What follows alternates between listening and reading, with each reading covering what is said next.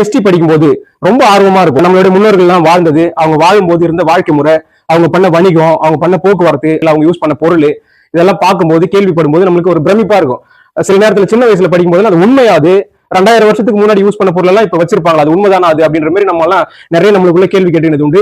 அது அந்த C14 சொல்லுவாங்களே, கார்பன் 14 நம்ம படிச்சிருப்போம் வயது கணிப்பு முறையில.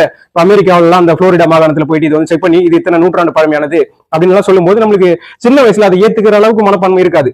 அதெல்லாம் பொய்யா இருக்கும், அது உண்மையா பொய்யா அப்படின்னு சொல்லிட்டு நேர்ல வந்து பார்க்கும்போது நம்மளுக்கே வந்து ஆச்சரியமா இருக்குது.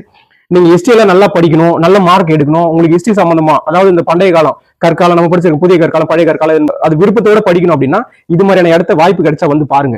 சில பேர் வந்துட்டு மேக்ஸ் நல்லா படிப்பாங்க, சயின்ஸ் எல்லாம் நல்லா படிப்பாங்க. ஹிஸ்டரின்னு வரும்போது அவங்களுக்கு ஒரு மாதிரி போர் அடிக்கிற மாதிரி இருக்கும். எப்பயோ நடந்தானே இது நம்மளுக்கு எதுக்கு அப்படின்னு புறக்கணிக்காம இதெல்லாம் நேர்ல வந்து பாக்குறது, அடுத்தடுத்த தலைமுறைக்கு இதை கொண்டு போகும்போது அவங்களுக்கும் நம்ம தமிழ்நாடும் தமிழ் நாகரிகமும் எந்த அளவுக்கு பழமையானதுன்னு தெரிஞ்சுக்கிறதுக்கும் தமிழ் மேல இருக்கிற பற்று, தமிழ்நாட்டு மேல இருக்கிற பற்றெல்லாம் அதிகமாகும். நம்ம பார்த்துட்டு இருக்கிறது விருதுநகர் மாவட்டத்தில் இருக்கிற வெம்பங்கோட்டை. சூப்பரா இருக்கு, பாக்குறதுக்கு ரொம்ப நல்லா இருக்கு. நன்றி.